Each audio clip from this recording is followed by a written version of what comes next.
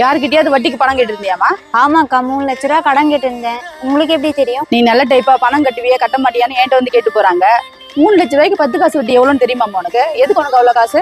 அம்மா தங்கச்சிக்கு மாப்பிள்ளை பார்க்க ஆரம்பிச்சிட்டாங்கக்கா. மாப்பிள்ளை பாக்குறீங்களா?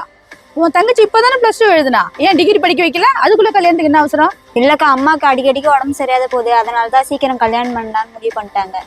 எனக்கு தெரிஞ்ச ஒரு பொண்ணு இருந்தாடா, இதே கதை தான். அவங்க அம்மாவுக்கு உடம்பு சரியில்லைன்னு அந்த பிள்ளைக்கு அவசரமா பிடிச்சி கல்யாணம் பண்ணாங்க. கல்யாணம் பண்ணி முடிச்ச உடனே அவங்க அம்மாவுக்கு உடம்பு சரியா போச்சு. ஆனா கல்யாணம் பண்ண மாப்பிள்ளை எப்படிப்பட்ட மாப்பிள்ளை தெரியுமா? வேலைக்கு போகாத குடிக்கார மாப்பிள்ளை. அந்த பொண்ணோட லைஃபே காலி. நானும் எவ்வளவு சொல்லி பார்த்துட்டேங்க்கா, அவங்க புரிஞ்சிக்க மாட்டாங்க. எனக்கு ஒரே ஒரு விஷயம் மட்டும் தானே புரிய மாட்டேங்குது. 18 வயசு வரைக்கும் ஒரு பொம்பளை பிள்ளைய பத்தி வளர்க்குறோமா? ஆனா கல்யாணம்னு வரக்குள்ள எதை பத்தியும் கவலைப்படாம எவனுக்கோ ஒருத்தனை கல்யாணம் பண்ணி வச்சுட்டு கடமை முடிஞ்சிச்சுன்னு சொல்லிடுறாங்க. நான் உன்ன என்ன சொல்லிட்டா, முதல்ல உன் தங்கச்சியை டிகிரி முடிக்க வைங்க, நல்ல வேலைக்கு அனுப்புங்க, கல்யாணத்துக்கு போகணும் அவளே சேர்த்துக்குவா. முதல்ல பொண்ணுங்களை அவங்க சொந்த கால நிக்க வைங்க. உங்க அம்மாட்ட ஃபோன் பண்ணி நான் பேசிக்கிறேன். சரிக்கா. பவித்ரா, அந்த ஃபேன்சி ஐட்டத்தெல்லாம் கொஞ்சம் அடுக்கணும்டா. சரிக்கா. கௌஷிக்க, ஹோம்ஒர்க்லாம் முடிச்சிட்டியாப்பா? முடிக்க போறோம்மா. ஈதல்னா என்ன? ஈதலா? ஈதல்னா இருக்கிறவங்க இல்லாதவங்களுக்கு கொடுக்குறாங்கல்ல, அதுக்கு பேர் தான் ஈதல். சரிம்மா. அக்கா, லைட்டா கிளிப் எல்லாம் டேமேஜா இருக்கு, என்ன பண்றது? லைட்டா டேமேஜ் இருந்தாலும் எடுத்துடுறேன். நல்ல பொருளையே 100 தடவை திருப்பி பார்ப்பாங்க. லைட்டா டேமேஜ் ஆன பொருளை வாங்க போறாங்க, வைக்க தேவையில்ல, எடுத்துரு.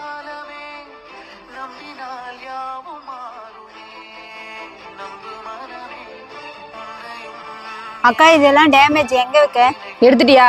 எல்லாத்தையும் கவர்ல போட்டு ஓரமா வை. எல்லாம் புது பொருள். சின்ன சின்ன டேமேஜ் கீழே போடவும் மனசு வர மாட்டேங்குது. டேமேஜ் ஆனா இந்த பொருள் எல்லாம் நம்மளால யூஸ் பண்ண முடியாதா?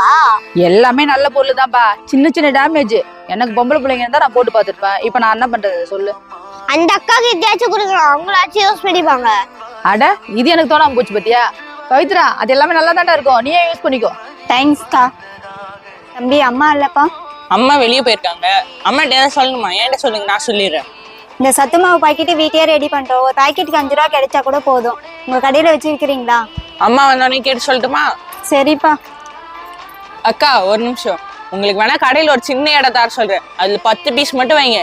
எல்லாமே வித்துச்சுன்னா உங்களுக்கு காசு தரேன், ஆனா குவாலிட்டி இஷ்யூ எதுவுமே வரக்கூடாது. இதுக்கு ஓகேவா? இடம் குத்துறதுக்கு ரொம்ப தேங்க்ஸ்பா, நான் வரேன்.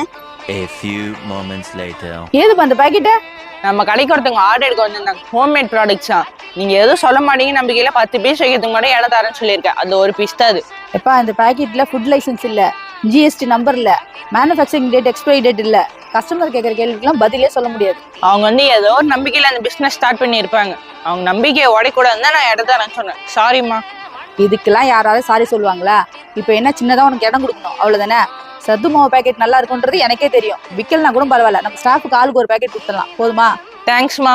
பர்த்டே ஃபங்க்ஷன் போயிட்டு வரதுக்கு இவ்வளோ கை கட்டுவா, சாப்பிடலாம். கேக் வெட்டிட்டு அங்கேயே சாப்பிட சொன்னாங்கம்மா, நான் சாப்பிட்டு வந்தேன், அதனால லேட் ஆச்சு. சரி போ. சத்யா, நீங்க போய் சாப்பிடுங்க.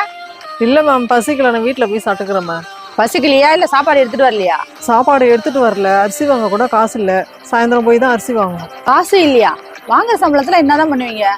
வாங்குற சம்பளம் வட்டி கட்டவும் பிள்ளைக்கு ஃபீஸ் கட்டவுமே சரியா இருக்கு. இல்ல, சாப்பாடு இருக்கு, பெரியவன் சாப்பிட்டு வந்துட்டானா, அவன் இந்த மாதிரி சாப்பிட மாட்டான். நீங்க சாப்பிடுங்க, சாயங்காலம் வரைக்கும் பசியோடு எப்படி இருப்பீங்க? அப்புறம் வீட்டுக்கு போகல அட்வான்ஸ் வாங்கிப்பாங்க, முதல்ல வீட்டுக்கு அரிசி பருப்பு வாங்கி போடுங்க. Thanks ma'am. மா, வண்டியை வாசல் தள்ளி நிறுத்துறா, கஸ்டமர்லாம் கடவுள் வர முடியாது. சாரிக்கா, ஓரமா நிறுத்திடுறேன்.